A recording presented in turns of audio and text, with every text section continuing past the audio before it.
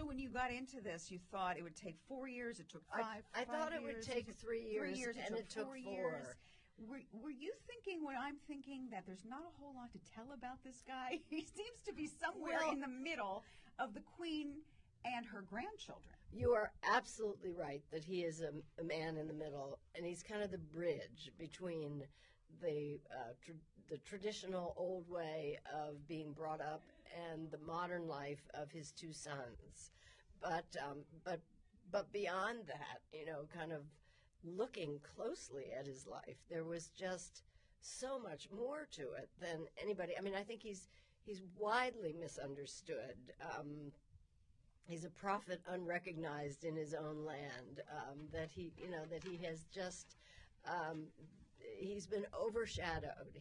To me, he was like this sort of blurry figure in the background, and you had to apply a magnifying glass to him to see all that he's done. I mean, who knew that he has this really impressive model town that he's in the process of building that started in 1993, that is based on the most advanced urban principles, that is powered by a state-of-the-art facility that converts plant waste into renewable energy, that it has poor people living next to rich people, it has businesses and residences side by side, that's very pedestrian friendly, and people don't understand. He is such a combination of traditional and modern, and you can't pigeonhole him. And I think that's part of the problem, is that people have tried to say he's one thing or the other, but he's really both, and sometimes you can't reconcile those paradoxes.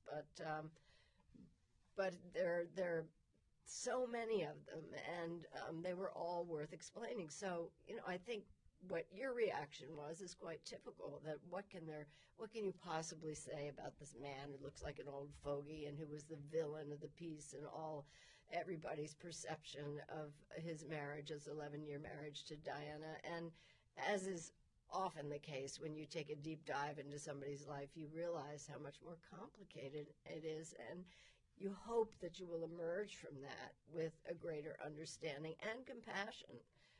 I think certainly in the case of Charles and Diana, for both of them.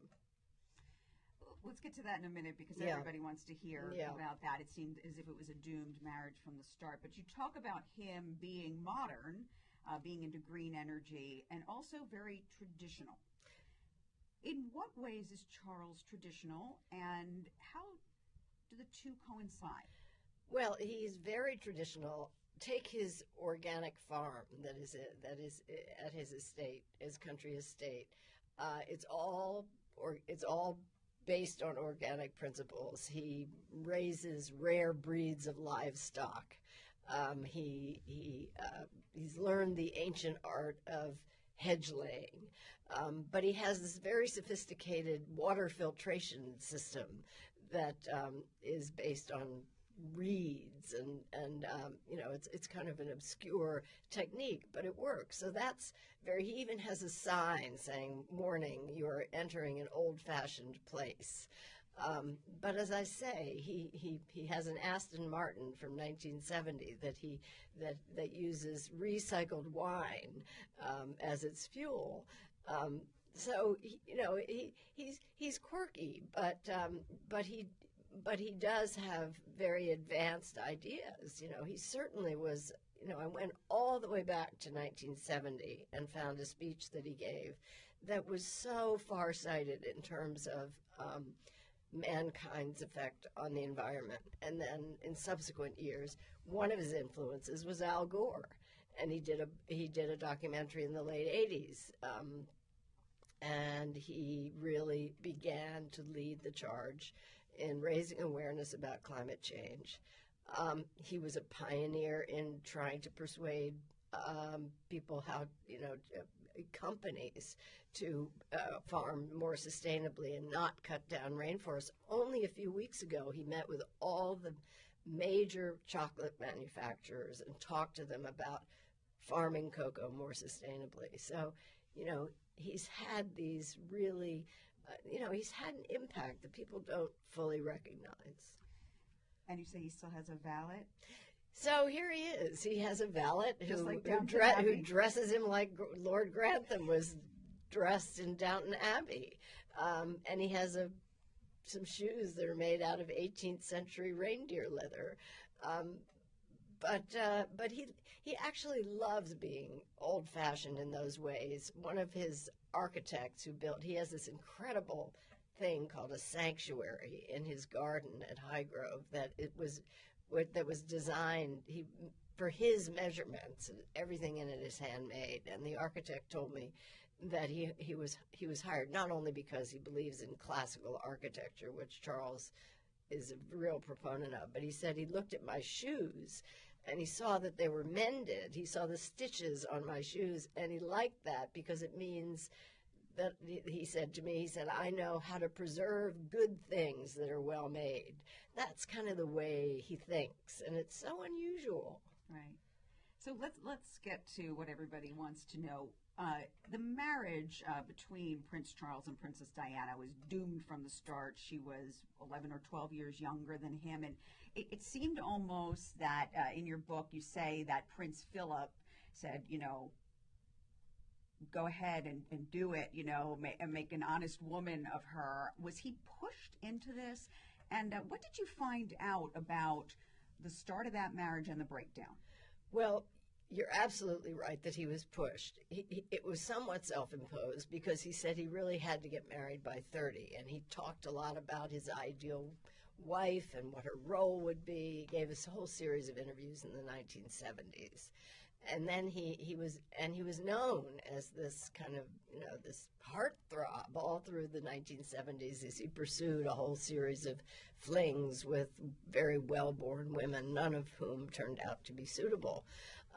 But Diana appeared on the scene, and the sort of shocking thing that I found out was that they'd only been together 12 times before he proposed.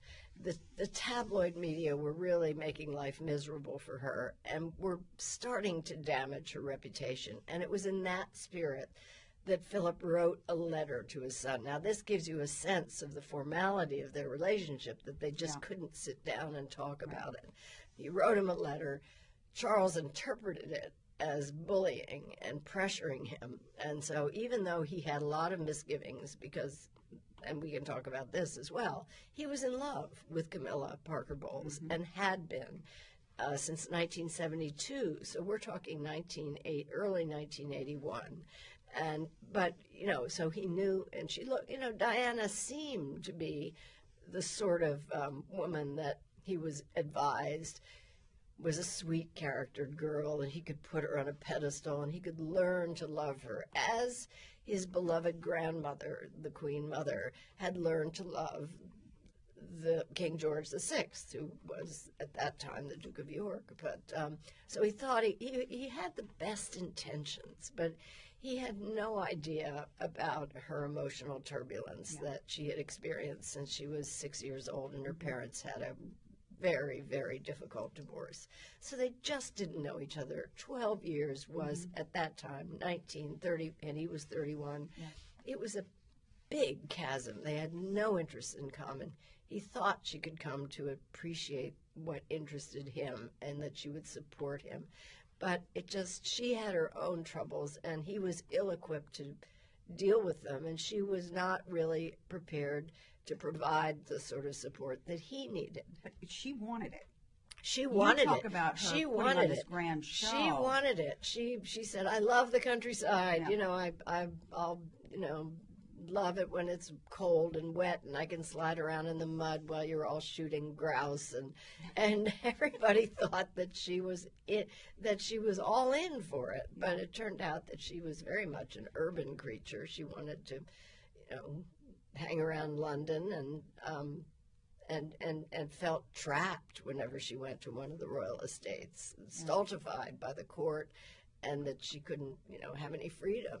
Right. And you talk about that revealing interview with Martin Bashir that she did, talking about her bulimia and the breakdown of the marriage, and that there were 3 in the marriage, including Camilla. Right. And then, we heard all the tawdry phone calls between Charles and Camilla, and we all took her side.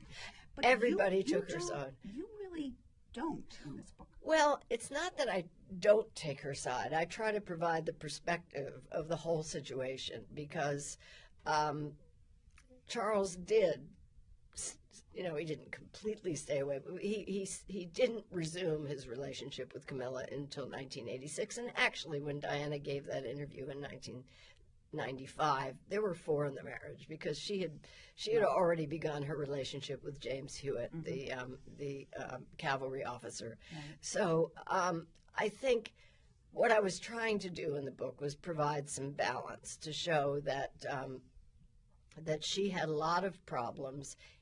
I think, to his credit, when she first really started showing evidence of depression and mood swings, and by her own admission, both in the book that Andrew Morton published in 1992 that was her true story, and which she actually cooperated in, and the royal family didn't find that out until later, and then the Martin Bashir interview, she admitted that she had all these quite alarming symptoms. So it was nothing that people made up. It was what she herself said. And he tried to get her to get some psychotherapy, but she resisted because she was paranoid. She felt that the royal family was trying to controlling her. Right. She wouldn't take Valium. She met with a psychotherapist for 8 years.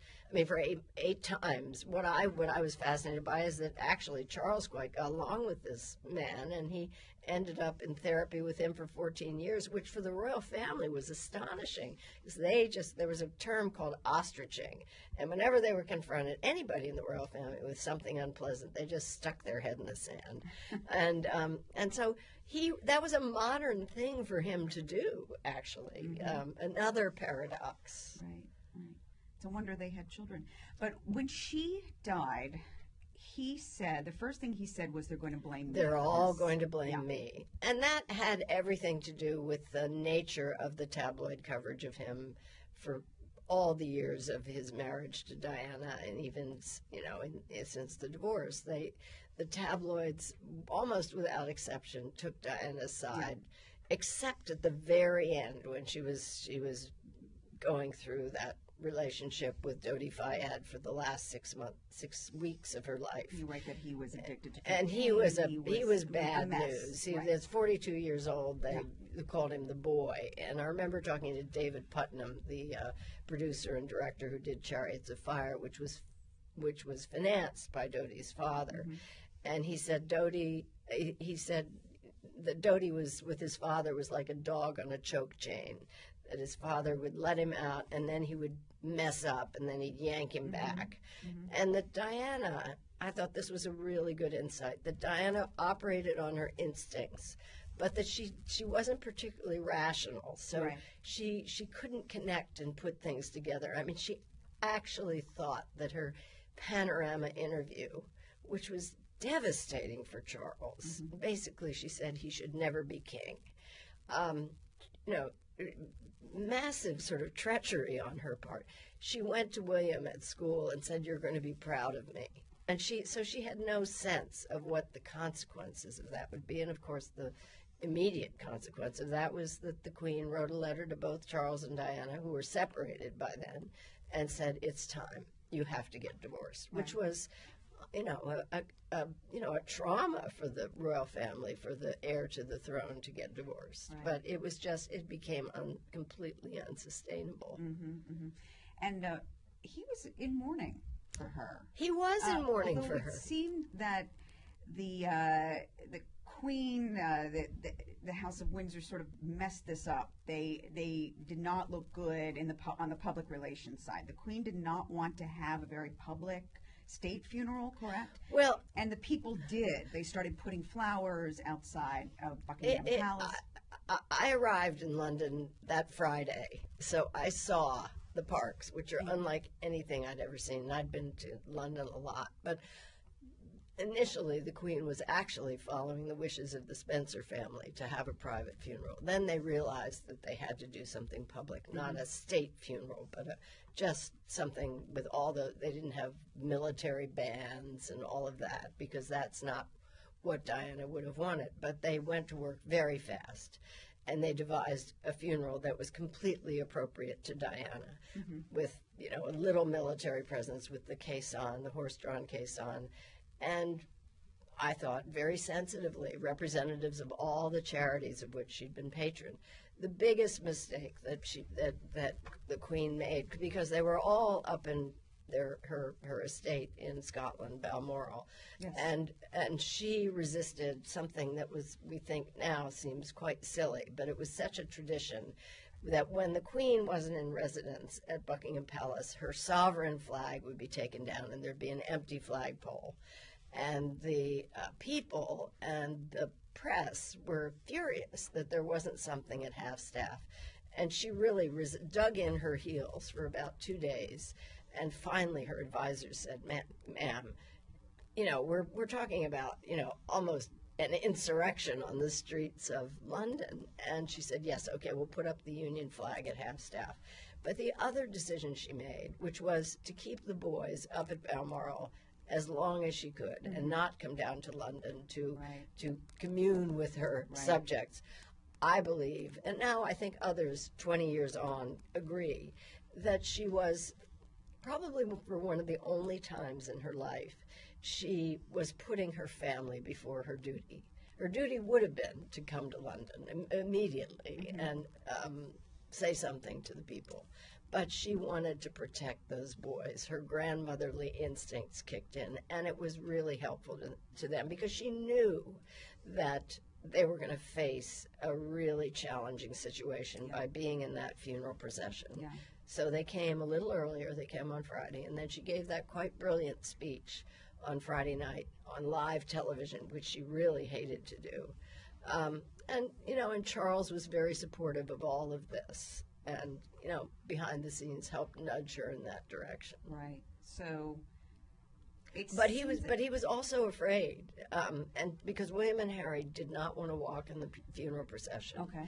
And it was the night before. They were all having dinner at Buckingham Palace, and Prince Philip, to his credit, stepped forward and said, because he wasn't originally supposed to be part of it, he said, "If I walk, will you walk? Because if you don't walk, you will regret it for the rest of your lives." And Charles was relieved because he was quite afraid that if the boys didn't walk and he was out there, that people would taunt him or something bad would happen.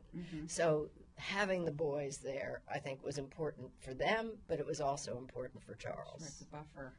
A buffer, exactly. So tell us about Camilla. Camilla was one of the great sort of surprises of this book. What does he see in her?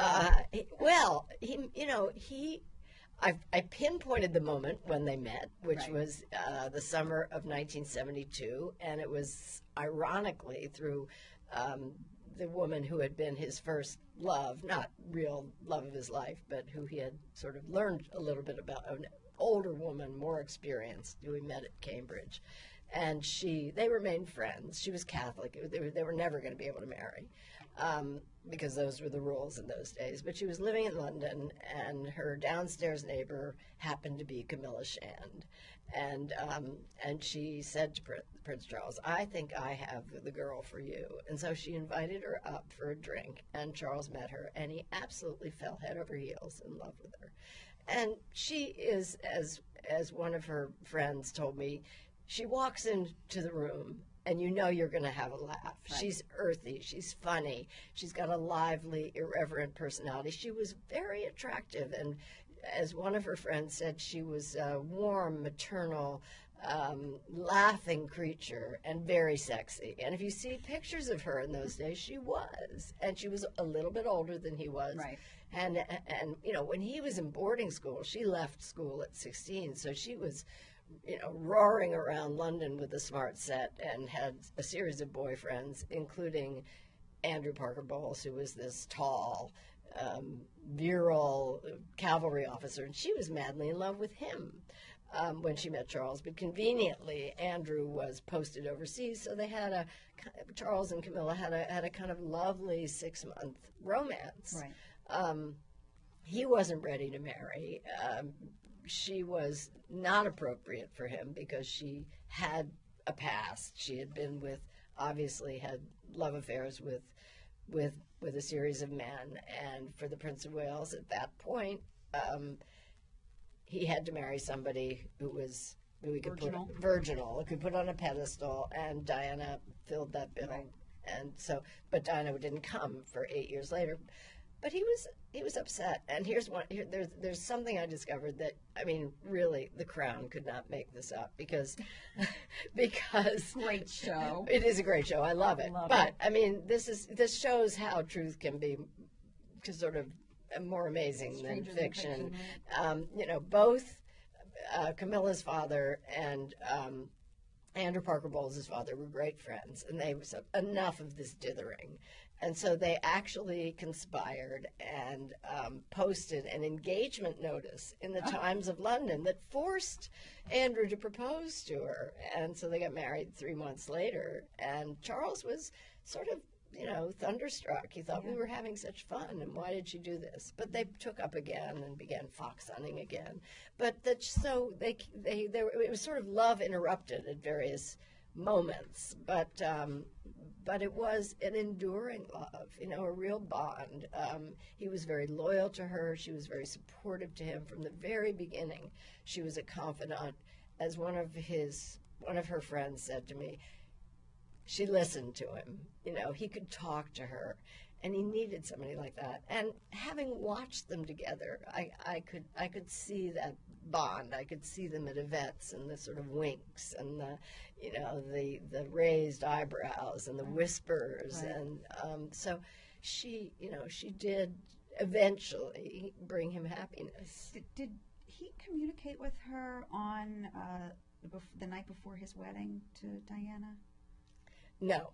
Okay. There was a rumor that 2 nights before the wedding they had slept together, and I got confirmation from at least 3 or 4 people that absolutely wasn't true, that Camilla and Andrew Parker Bowles left Buckingham. There was a big party at Buckingham Palace, and Diana and Charles went to their apartments. And so that was just one of the many unfounded stories that ended up in the tabloids that sort of slanted coverage against Camilla. She's been through a lot. Her great-grandmother, Alice Keppel, was somewhat notoriously the mistress of Charles's great-great-grandfather. And that's what she said to him Edward VII. Well, I don't think she had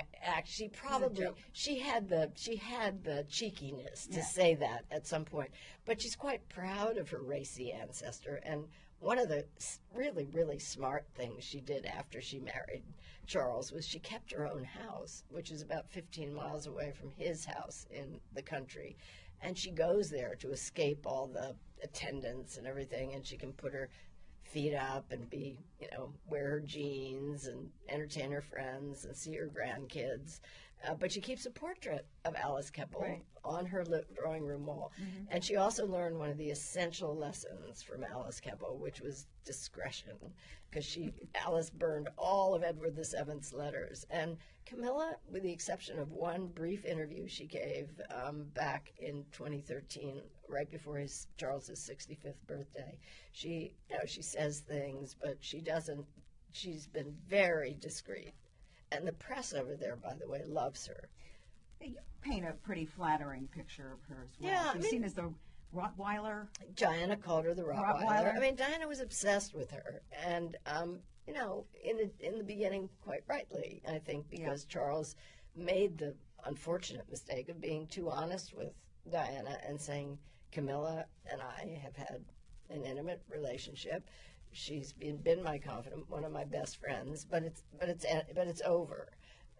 But she didn't. She said to one of their advisors, that was not a clear answer. And so she was pretty obsessed with her. It diminished a little bit, and then when she really knew that he had gone back to her in 1986, then she became really obsessed with her. I mean, she even confronted her at a birthday party. Right. And it did send her spinning. Right. So,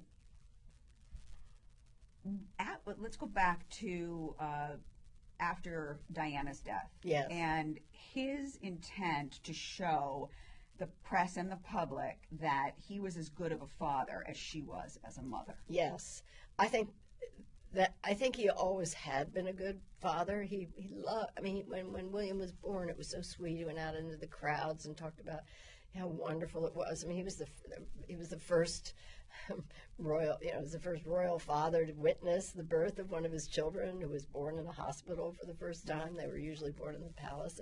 And when they were little, he helped bathe them. And when they were out in the country, he taught them about, the animals and the birds and the plants. And he taught them how to fish and how to shoot. And they loved that. That's sort of in the DNA of the royal family. So obviously, he was very busy. He has a schedule that's planned 6 months in advance. But he was a good father. However, Diana always overshadowed that. So after Diana's death, there was a moment when he took Prince Harry to South Africa, and the press could see up close the affection of their relationship. The Spice Girls were there, and there are some wonderful pictures of them backstage with the Spice Girls. So it began to dawn on people that Charles really was a very devoted father. And to his credit, I think he recognized that they needed to have a more normal, modern upbringing than he had had. And so he gave them much more freedom to go to the school that they wanted to, which was Eton College, where he really should have gone, which is right next to Windsor Castle, to go into the army, which is what they wanted, and then as they got older to choose their own advisors who have been very good for them, two really highly regarded military men and a veteran diplomat who, was recommended by the Queen. So he's known enough. Well, he's affectionate with them, and they're very devoted to him. I mean, at one point when Charles was getting a lot of grief in the press, William said in some kind of a press setting, he said, "Just give my father a break. Just give him a break." Right. Yeah. Right. So much attention is paid to them, especially William and Kate and their children now. Yes. And they are really in the media spotlight, and people love to follow them. Not so much for Charles and Camilla, but they're leading a happy life together.